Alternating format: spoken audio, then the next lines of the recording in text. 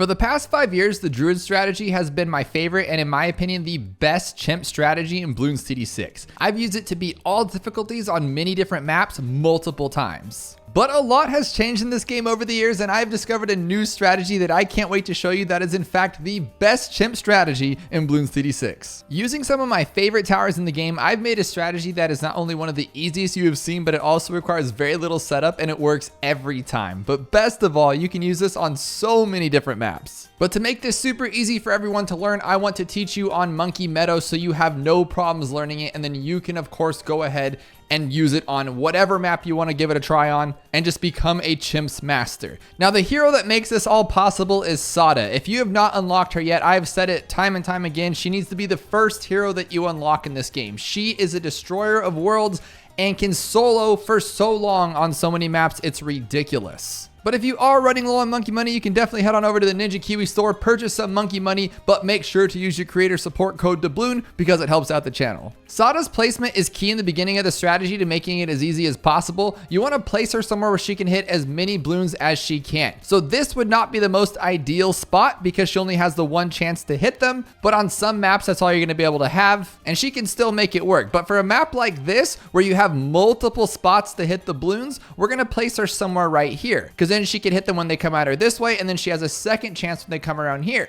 But now if you place her here, she can hit them when they come around here, when they come around here, when they come back around this way. It's just a million spots to hit it so she can solo for a while. Now, since this map is super easy, she could do this for a while and you wouldn't have to buy anything for a few rounds or so. But what we're going to do is we're going to play it as if we're on a harder map as well, so you guys have the tools to use this on multiple maps. Now the first thing I do is I grab a sniper monkey and I place it shooting down the track, if possible, close to Sada. Now what this does is it makes sure that no bloons are going to slip by and make you lose the game. So if you're on a map like off the coast, she might not have the best spot to hit bloons, one will slip away, the sniper will grab it for you. But then as soon as you can, you want to grab your druid and then also place your druid in a good spot that has multiple access to hit bloons early on. But if you've ever seen any of my other videos, you know that I'm obsessed with the middle path druid. The Spirit of the Forest is no secret that it is my favorite tower in the entire game, and the journey to get there is just as awesome because Druid of the Jungle is one of the most overpowered, best upgrades in this game.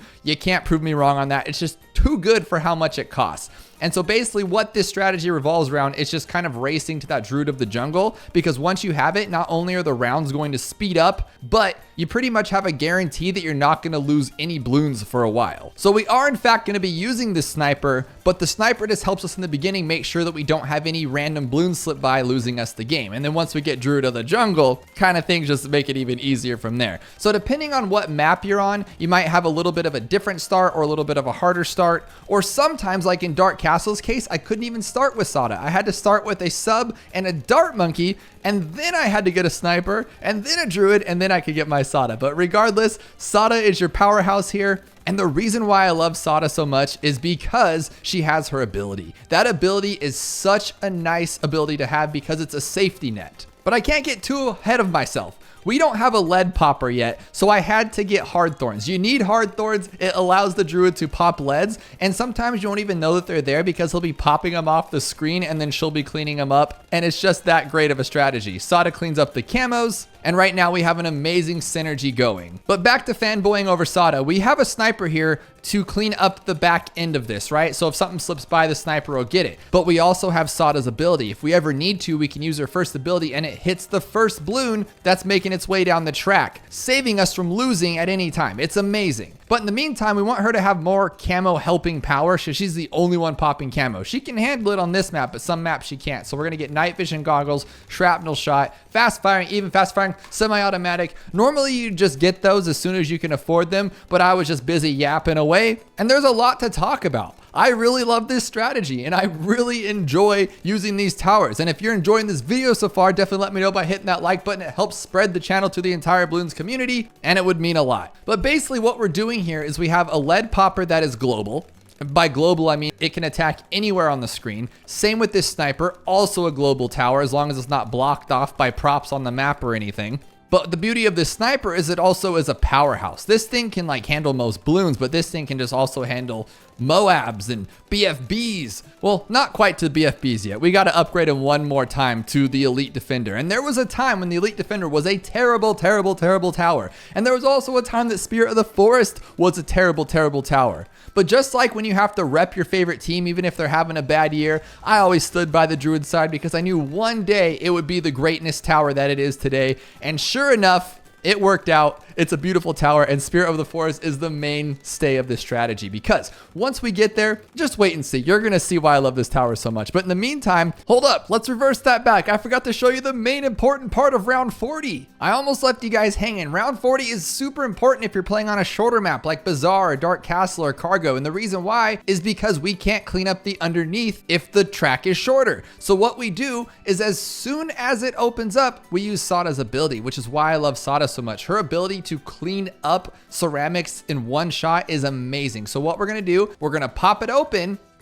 and then we're gonna immediately hit it and they all go away on every single map that you use it on. It doesn't matter, and that's what's really, really cool about it. On beginner maps like this or super long maps, it does not matter. You're gonna clean it up with just the sniper, but just in case, get in the habit of doing that every time and you will never have a problem. Now in a perfect world, I'd be able to get all the way up to the Spirit of the Forest right now, and you could on a beginner map. You could just go straight for Spirit, call it a day, and then the rest of the game is just easy peasy lemon squeezy. But what we're gonna do is we're gonna guarantee that we can beat pretty much every other map that we play with this strategy as well by getting the Elite Defender. Now, the reason why it's so great is it allows us not to have to buy camo because between Sada and this one, we can pop all the camos. And then it can just completely solo MOABs and BFBs and anything that's thrown at it that's not a lead balloon. It's amazing. So once you buy this, you can breathe easy. If you were biting your nails on certain maps or it was a little stressful, you don't need to worry anymore. This tower will handle it all. Now, one of the main caveats with this tower is the shrapnel shot kind of bounces back. So you want to shoot it down a straight line if you possibly can,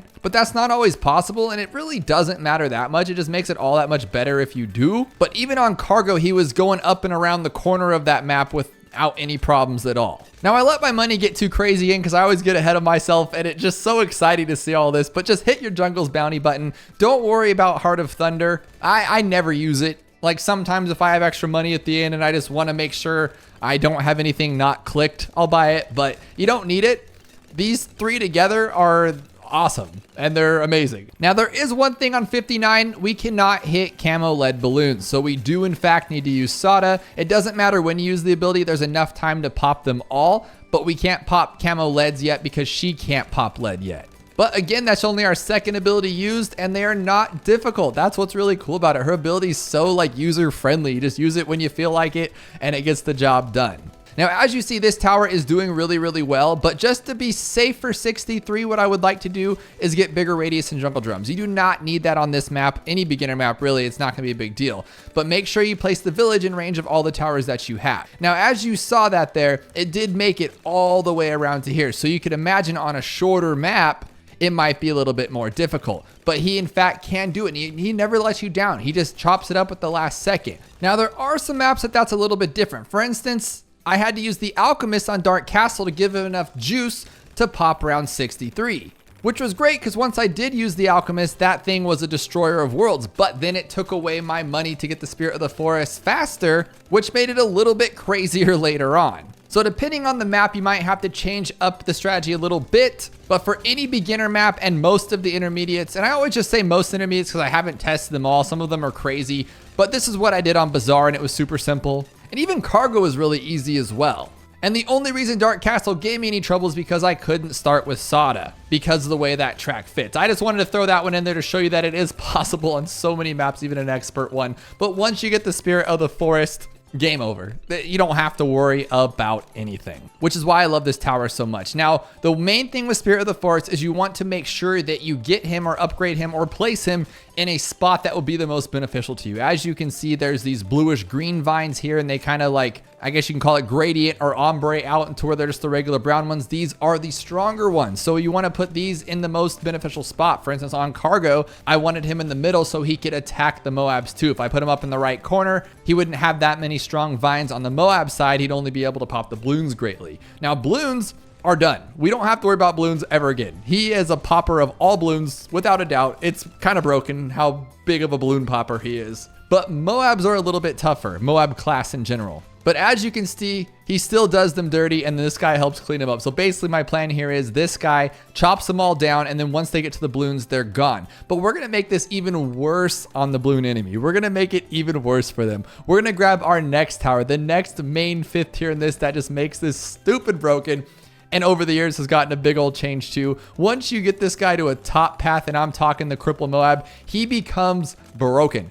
Every single time he hits his little sniper shot, it is just massive damage, and it just makes this so easy. Like, you thought DDTs were difficult? Nah, he just takes them out in a couple shots, no big deal. The only tricky spot with this sniper is the bad. He can take it down by himself, but it takes a while, and you might not have a while. So I have something for that to make it super easy. If you couldn't tell, I'm excited about this because as a player of Bloons myself, and before I ever made YouTube videos, I just want to beat the game. I want it to go easy. I would like to make up my own strategies, but I was always in search of finding one that was super easy or lazy. I'm a very lazy player. Now, there's a lot of ways you don't have to be lazy. You can use Geraldo and do all that stuff, or use towers that have like heavy ability usage, but not me. I just want to go boom and go bang, and I want it to be safe. I hate RNG. If you've never heard of RNG, it's when the druid will put up a vine over here, and then on the next round, if you retry that same exact round, it'll put it over here, and you're just like, what's going on? Why does it do that? But this strategy, there's none of that here. You just destroy everything. You don't have to worry about it. You don't have to stretch it. You can close your eyes even,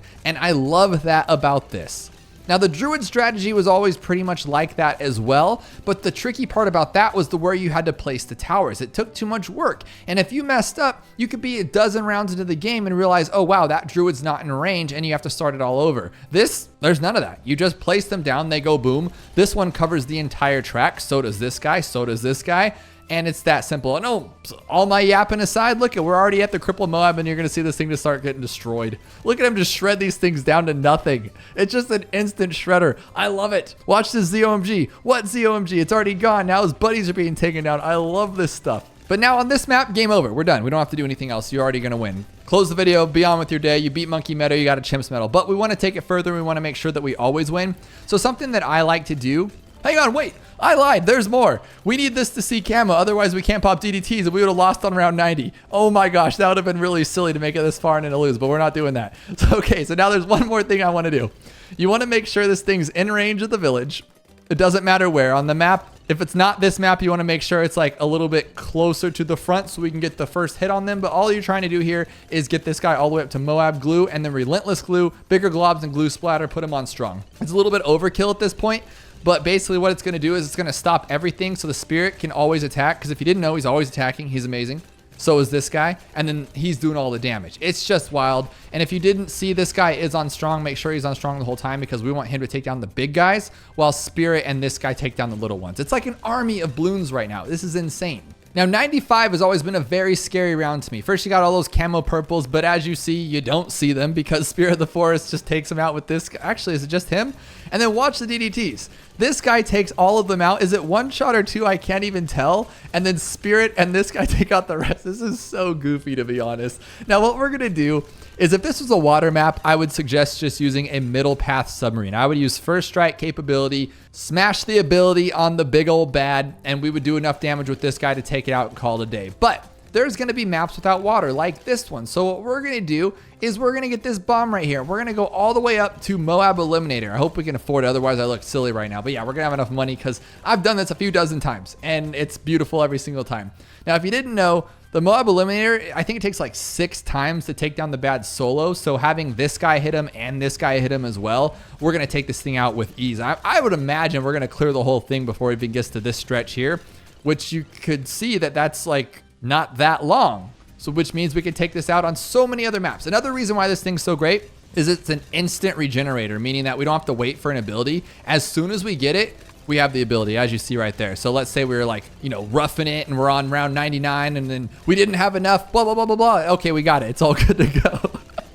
Now we got to just keep hitting the ability. Keep hitting that 4 ability right there. Just do it. Keep doing it. Don't stop. I think you can get 3 or 4 in before we pop it. Oh my gosh. And look at right where I said it was going to pop. I was a little late to the party, but it still did it.